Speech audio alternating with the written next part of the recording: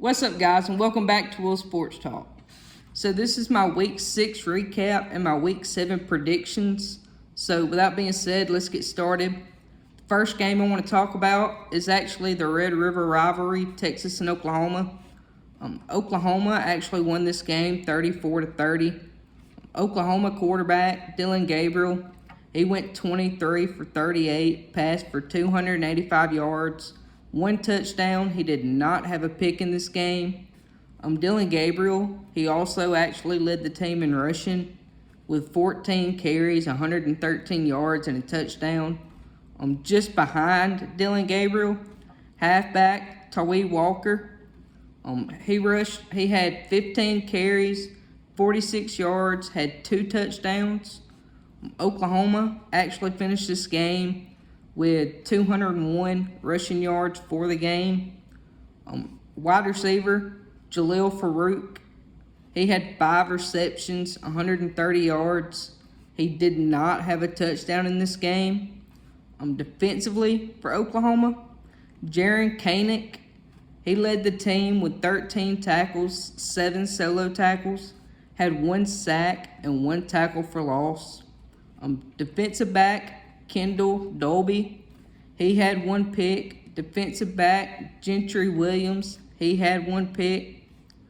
Jumping over to Texas quarterback Quinn Ewers didn't really have the game that we expected, kind of downplayed a little bit. As far as completion percentage goes, it wasn't bad. He went 31 for 37. He passed for 346 yards, passed for 1 touchdown, but he did throw 2 picks in this game. And he also had 1 lost fumble in this game. So like I said, not the game that he was hoping to have. Halfback Jonathan Brooks, he had 22 carries, 129 yards, and 1 touchdown. Texas finished this game with 156 rushing yards for the game. Wide receiver Jordan Whittingham, he had 10 receptions, 115 yards. He did not have a touchdown in this game. Defensively for Texas, Jahdae Barron, he led the team with 11 tackles, 5 solo tackles, and 1 tackle for loss.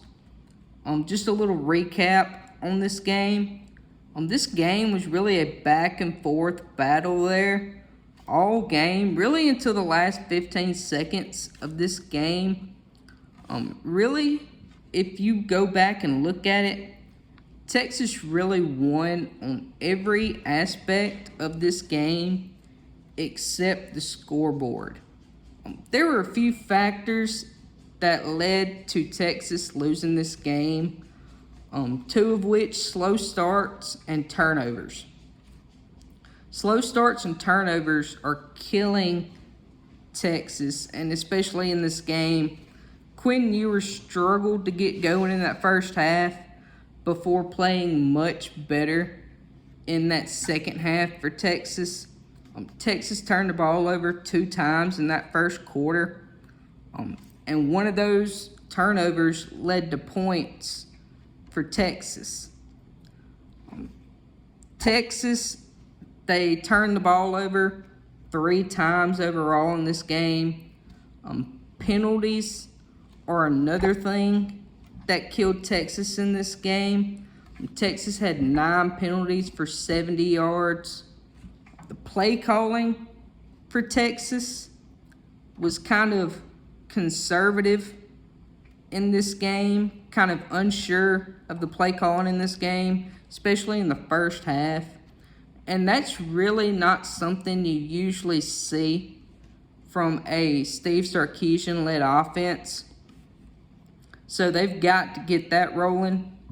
And one of the big things that I mentioned in my last video was whoever was going to win this game was going to be the person that or the team rather, that converted better in the red zone.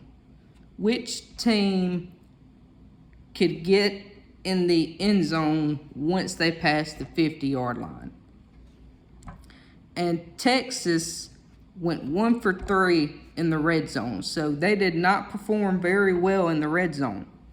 They've got to get these problems fixed if they want to get back on track, get back to winning, maybe have a chance to get back to the Big 12 title and get to the college football playoff. They've got to get these problems figured out.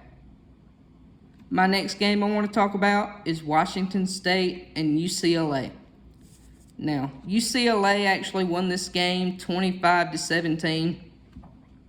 Neither quarterback played real well in this game. Let's talk about UCLA. UCLA, their quarterback, Dante Moore, he went 22 for 44, passed for 290 yards. He did have a touchdown, but he did throw 2 picks in this game. Halfback, Carson Steele, he had 30 carries, 140 yards. He did not have a touchdown in this game. UCLA actually finished this game with a total of 180 rushing yards for the game. Wide receiver Maliki Matava, he led the team with 3 receptions, 76 yards. He did not have a touchdown in this game. Defensively for UCLA, Carl Jones Jr., he led the team with 4 solo tackles.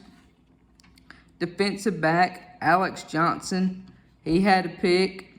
Linebacker Olufemi Oladijo, he had 1 pick. I'm jumping over to Washington State. Washington State quarterback Cameron Ward, he went 19 for 39, passed for 197 yards. He did throw a touchdown, but he threw 2 picks. Halfback Nakai Watson, he led the team with 11 carries, 25 yards. He did not have a touchdown in this game. And Washington State actually finished this game with a total of 12 rushing yards. So they've got to get that figured out, get that running game figured out if they want to compete in the Pac-12. Wide receiver Kyle Williams, he led the team with 8 receptions, 85 yards. He did not have a touchdown in this game. And turnovers played a big part in this game, really for both teams, but especially for Washington State. I mentioned the 2 interceptions. Tight end Cameron Johnson, he had a lost fumble. Wide receiver Carlos Hernandez, he had a lost fumble. And then wide receiver Isaiah Hamilton, he also had a fumble, but he was able to recover and get it back for Washington State. Now, Washington State actually had a total of 4 turnovers in this game, and like I said, that was a big reason for this loss for Washington State. Washington State defensively, Jaden Hicks, he led the team with 12 tackles, had 7 solo tackles and 2 tackles for loss. Defensive back Kapnia Kushikin, he had a pick 6. Defensive back Sam Lockett, he had a pick. Just a little recap on this game. This game was really a low-scoring, back-and-forth type game. Really the complete opposite of what I thought was going to happen going into the game. I thought there was going to be points thrown everywhere. I thought this was going to be an offensive shootout. It was obviously the complete opposite of that. Quarterback Cameron Ward, he actually came into this game ranked 3rd in the nation in passing yards. And Washington State actually came into this game with one of the best offenses in the country. But the reason, or one of the big reasons, that this offense stalled against UCLA is the offensive line. The offensive line was a big issue for Washington State. Cameron Ward was sacked 3 times in this game, and the offensive line gave up 6 quarterback hurries in this game as well. And UCLA, they actually got points off of 3 of 4 turnovers from Washington State. UCLA held Washington State to 2 of 13 on 3rd down and 0 for 1 on 4th down, while UCLA went 8 for 25 on 3rd down and 3 for 3 on 4th down. So that's a huge difference there. Overall, it was a really sloppy game, a sloppy performance for both teams. It was a good pull-out victory for UCLA. I want to talk about UCLA for a minute. UCLA still has some problems they need to work on, especially on the offensive side of the ball. The offensive line was shaky. Quarterback Dante Moore, he's kind of struggling with his reads a little bit. He's got to get better on that as far as that is concerned. UCLA, they were actually stopped on 11 of their 16 drives. So 11 of UCLA's 16 drives did not end with points. And UCLA has got to get that fixed moving forward if they want to compete in the Pac-12 and if they want to make a Pac-12 championship. They've got to get those situations figured out. My third game I want to talk about is Ohio State, Maryland. Ohio State actually won this game 37 to 17. Ohio State quarterback Kyle McCord, he went 19 for 29, passed for 320 yards, 2 touchdowns, did not throw a pick in this game. Halfback Chip Trayanum, he had 20 carries, 61 yards, 1 touchdown. Ohio State actually finished this game with 62 total yards on the ground. And a big part in that struggle on the ground is Ohio State's star running back, Travion Henderson. He was actually ruled out of this game due to injury. We really weren't told exactly what happened. They just said that he has officially been ruled out for that game. So I have a feeling once Travion Henderson returns, that run game will get back to going and be high caliber again. And Ohio State will be able to score points. Now, I'm not saying they're going to be a straight-up high-powered offense, but having Travion Henderson back in that lineup will help this offense tremendously. Then you have star wide receiver Marvin Harrison Jr. He led the team with 8 receptions, 163 yards, 1 touchdown.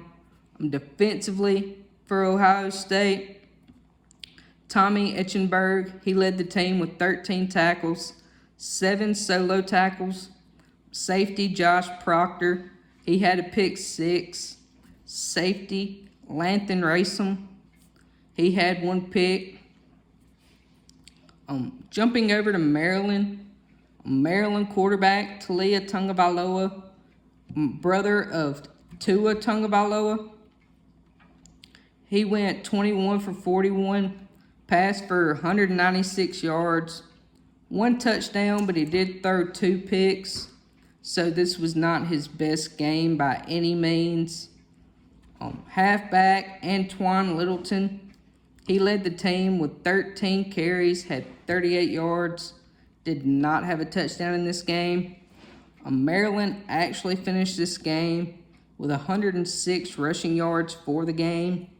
Wide receiver Jayshon Jones, he led the team with 5 receptions, 59 yards. He did not have a touchdown in this game. Defensively for Maryland, Bo Braid, he led the team with 8 tackles, 5 solo tackles, and 1 tackle for loss. Just a little recap of this game. This game was a really back and forth type game going into the half. It was actually tied 10-10 at halftime. But after halftime, that's when Ohio State's offense finally woke up. In that second half, Ohio State scored 27 straight points in that second half. Now, the thing about Maryland is Maryland's defense did not play bad at all in this game. Maryland's defense actually played pretty well in this game. Ohio State was unable to score on its first 5 possessions. And that's the first time Maryland has done that since the 2016 Fiesta Bowl against Clemson. Maryland had 3 sacks and 6 pass breakups in this game. So the offense really did not help the defense at all. Maryland, they had 3 turnovers. I mentioned those 2 interceptions. Plus, they had a turnover on downs. All those turnovers gave Ohio State good field position.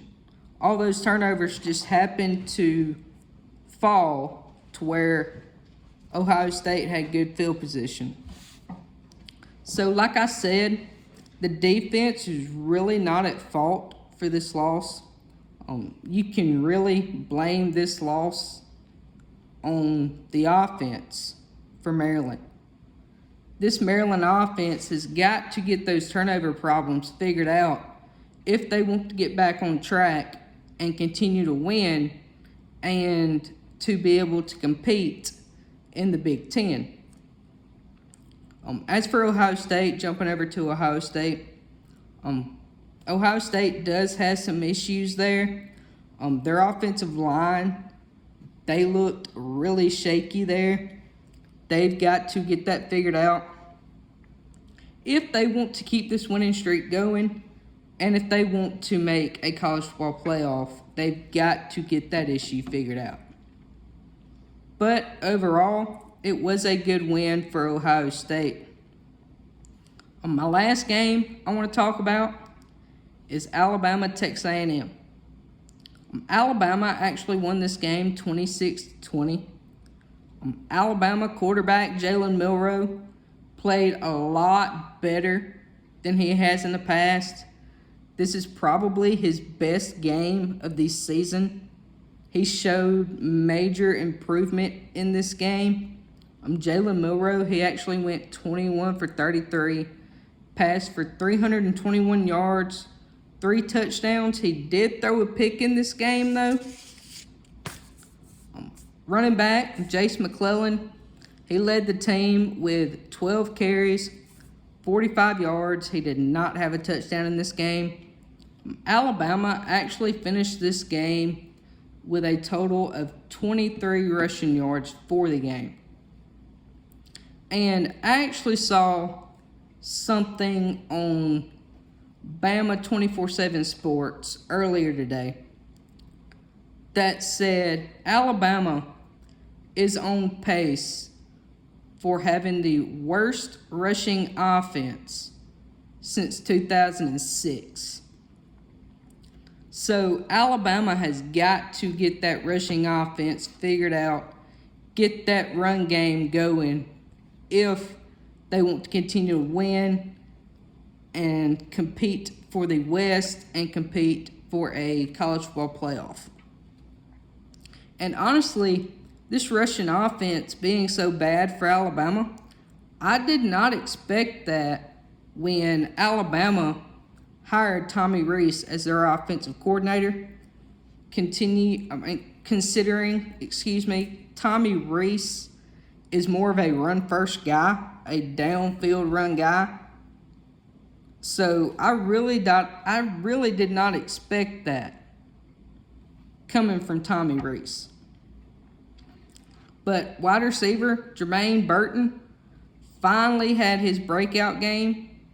He had 9 receptions, 197 yards, 2 touchdowns. He did have a fumble though in this game. And I do believe Jalen Milroe has now found his number 1 receiver, his go-to receiver, if Jermaine Burton can continue to play at that caliber of ball.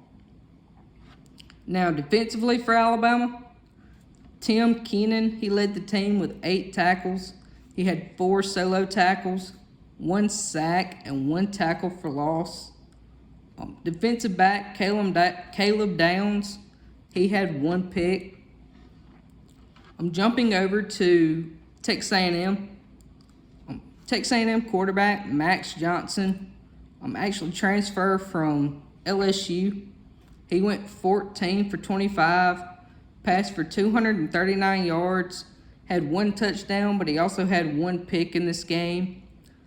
Halfback Le'Veon Moss, he led the team with 16 carries, 49 yards, and 1 touchdown. Star wide receiver, for Texas A&M, Anaya Smith, he led the team with 4 receptions, 88 yards. He did not have a touchdown though in this game. Defensively for Texas A&M, Adrian Cooper, he led the team with 11 tackles. He had 6 solo tackles, 3 sacks, and 3 tackles for loss in this game. Defensive back Bryce Anderson, he had a pick in this game. Just a little recap of this game. This was really a back and forth game all the way up into the second half, or the final 2 minutes of this half, There are a few factors that led to this victory for Alabama. Texas A&M's offensive line, I mentioned in my last video that whoever was going to win this game, that this game was going to be decided in the trenches. This game was going to be decided at the line of scrimmage. And Texas A&M's offensive line, they really did not play well. They allowed 5 sacks and 6 tackles for loss. Alabama was pressuring Max Johnson all game long. Game management was another problem for Texas A&M by Jimbo Fisher. There was one point in the game, Texas A&M had a 4th and 1 on the 45-yard line. A&M has all the momentum at this point in the game. And Jimbo Fisher elects to punt the ball. Go for it. You go for it in that situation. Right now, like I said, you have all the momentum. You go for it, you get that first down, and you end up scoring. That might have been the play that won the game for you. You have got to be aggressive in those situations. But moving on, there are some problems with the secondary for Texas A&M that they've got to work on. Jalen Milroe, quarterback for Alabama, absolutely torched that Texas A&M secondary all game long. They've got to get that figured out. Texas A&M also struggled in the red zone. Off of their 3 attempts in the red zone, they only got 2 field goals. You need to figure out a way to get touchdowns in those situations. As far as Alabama goes, penalties seems like they will forever be a problem for Alabama this year. Alabama had 14 penalties for 99 yards in this game, and 9 of those 14 penalties were false starts. We are basically at the midway part of this season. You have got to have these problems figured out by now, especially these pre-snap penalties. You've got to have that worked out by now, or eventually you're going to run into a brick wall. Because you can't have those penalties this late in the season. But I did see some improvements for Alabama in this game. Earlier in the year, this offensive line has not been up to par at all for Alabama. I am seeing improvements week by week for Alabama. The offensive line showed major improvement this week. It still has some major work to do. Alabama's offensive line did still give up 6 sacks in this game. But like I said, overall, for the offensive line, it was a lot better. There was times in that game where that line did hold up very well. But like I said, it's still got a lot to work on. Overall, it was a pretty good win for Alabama. If you ask me, my opinion, Alabama punched their ticket to the SEC title game, punched their ticket to Atlanta after that win.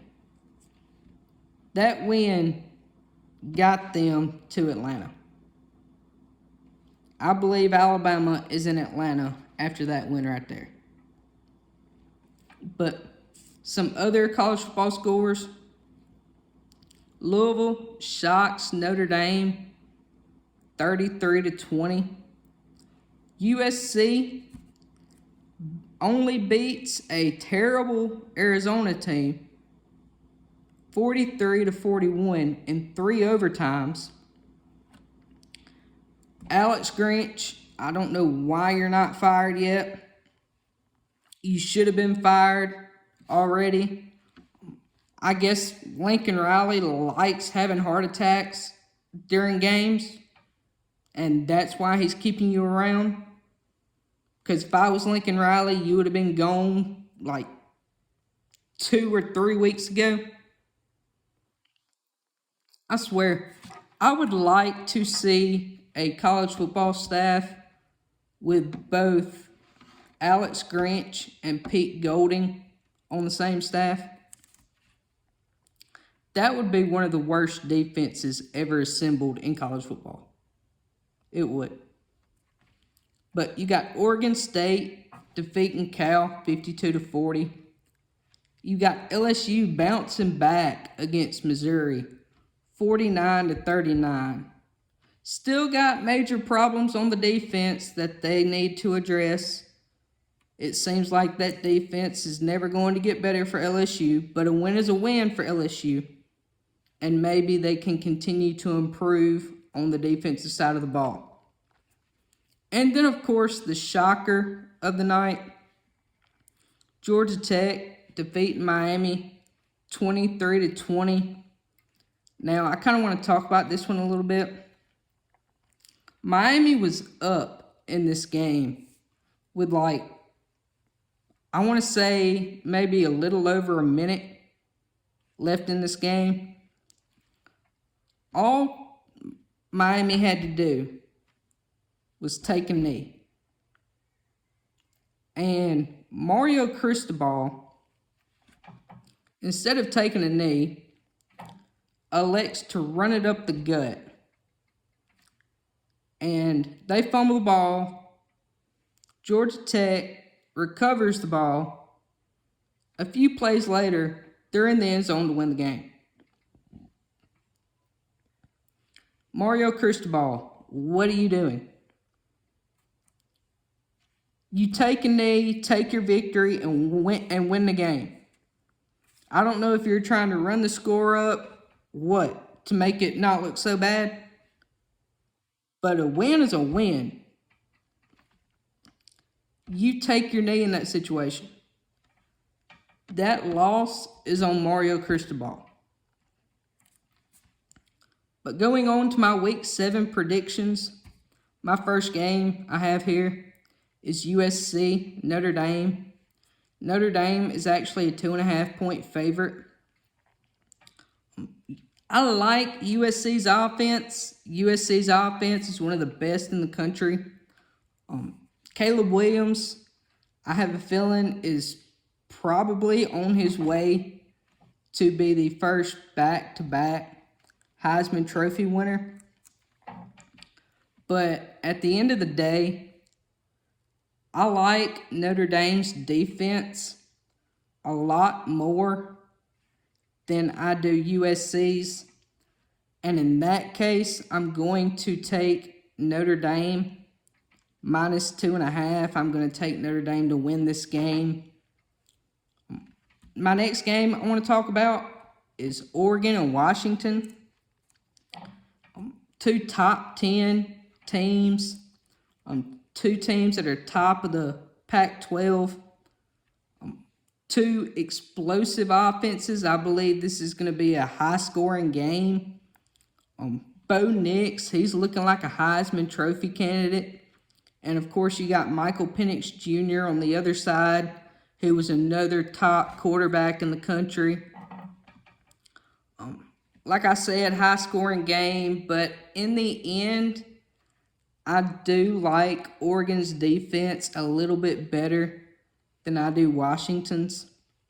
So, with that being said, I'm going to take Oregon plus 2.5. And I'm going to take Oregon to win the game. Next game I want to talk about is Texas A&M and Tennessee. Tennessee is actually favored in this game by 3.5. Texas A&M, they really don't impress me offensively. Their secondary needs some major work. Tennessee, they're one of the most high-powered offenses in the country. I believe if Tennessee's offensive line can hold up against this Texas A&M defensive line, I believe Tennessee can absolutely burn that secondary for Texas A&M. I believe if they can hold up against that defensive line of Texas A&M's, that is going to be a long day for Texas A&M secondary. And with that being said, I like the minus 3.5 for Tennessee, and I'm going to take Tennessee to win this game. My next game I want to talk about is Miami, North Carolina. North Carolina is actually favored by 3.5 in this game.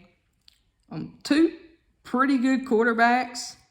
You got Drake May for North Carolina.